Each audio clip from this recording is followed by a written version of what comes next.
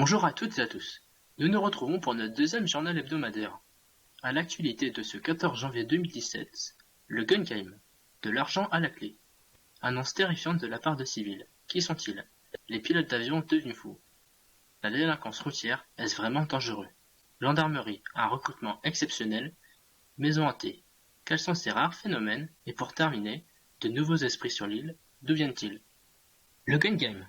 Nous avons envoyé notre journaliste Jack Taylor participer à ce jeu très fréquenté. Nous lui avons embarqué une GoPro pour filmer les quelques images. Le principe est simple. Votre personnage va être largué dans une zone isolée. Le but est de tuer 21 autres personnages de vos adversaires qui sont sur les ordinateurs à côté de vous. La spécialité, c'est qu'à chaque meurtre différent, vous changez de type d'arme. Pour y participer, il vous suffit d'avoir 10 000 € en banque et d'être minimum 5. Le gagnant rafle tout l'argent mis en jeu. Nous pouvons féliciter Jack pour sa belle victoire et la très belle récompense de 80 000 € remportée à notre QG. C'est ce samedi dernier que nous avons fait la terrifiante rencontre de deux civils. Nous les écoutons. Bonjour messieurs, nous venons d'arriver sur scène et nous voyons qu'il y a 3 camions qui sont tous accidentés et nous voyons que dans ce véhicule-là, il y a une personne qui est grièvement blessée. Pouvez-vous nous expliquer ce qui s'est passé? C'était un grave accident de la route. Nous n'y sommes pour rien. Et je vois que dans vos mains, vous tenez des armes. Ah oui, mais ça, chasse de gibier. Et les impacts de balles que nous voyons ici. Rien à voir bien sûr avec le fait que la personne là-haut soit blessée. Non, absolument rien à voir. Souhaiteriez-vous nous divulguer vos noms? Bah bien sûr. Moi c'est Mustapha. James Murray. James Murray, et vous monsieur? Ouais, c'est Stoyan Corrigan. Ce nom m'est très familier, hein. Ne vous inquiétez pas, j'ai niqué votre mère. On encule tous les rebelles et les criminels. Ne croisez jamais notre route. Allez. Avec monsieur, en disant ça, vous risquez votre vie. Sentez-moi. Voilà, petit message de la famille Lopez. Vous n'avez rien d'autre à dire au... Oh bah il est mort. User in your channel timed out. Nous vous rassurons, les journalistes sur place sont bien rentrés vivants. C'est il y a 2 jours qu'un avion a décidé de se poser sur la route du volcan pour venir nous passer le bonjour et la bonne année. Nous regardons s'ils ont bien réussi à redécoller.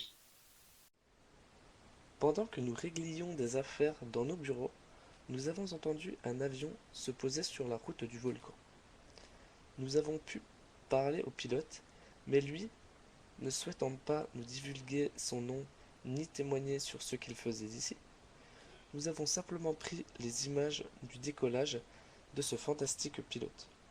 Nous le félicitons pour ne pas s'être craché sur la simple route de campagne et lui souhaitons un très bon vol. C'est vos 2 journalistes préférés, Sébastien Kalash et Jack Taylor, qui, le 12 janvier 2017, sont tombés sur un barrage de gendarmes faisant partie de la BRI. Quelques images ainsi qu'un petit témoignage d'un gendarme. De plus en plus de barrages de la gendarmerie se font voir sur nos belles routes. Les gens roulent-ils aussi vite que ça? Nous avons posé la question aux gendarmes en charge du barrage.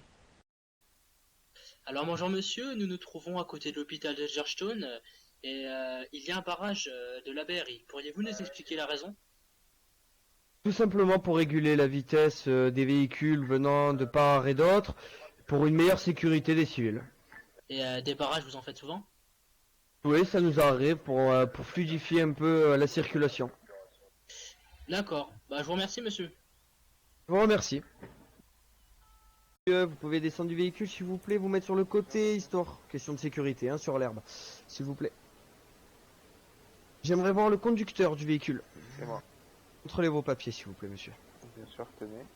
Très bien, ne bougez pas. On va contrôler votre Il n'y a pas de souci. plaque d'immatriculation monsieur pour voir si effectivement vous êtes assuré et tout est en règle.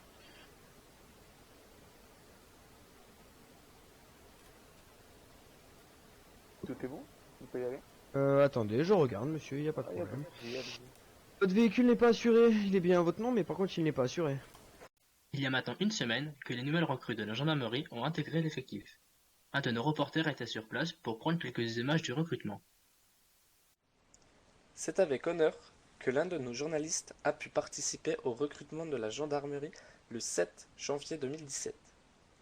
Au total, 24 candidatures reçues au QG de Georgetown, mais seulement 13 candidats se sont présentés ce soir-là. Et c'est avec grand étonnement que tous les candidats ont été pris ce soir-là. Nous tenions à remercier le colonel Carter pour nous avoir acceptés tout au long de cette soirée. De plus en plus, la magie noire prend de l'ampleur sur notre belle île. Dernièrement, nous avons croisé un civil transportant une maison sur son dos. Ne voulant pas témoigner de soucis par honte, un de nos reporters en réussi à prendre quelques images, nous les regardons.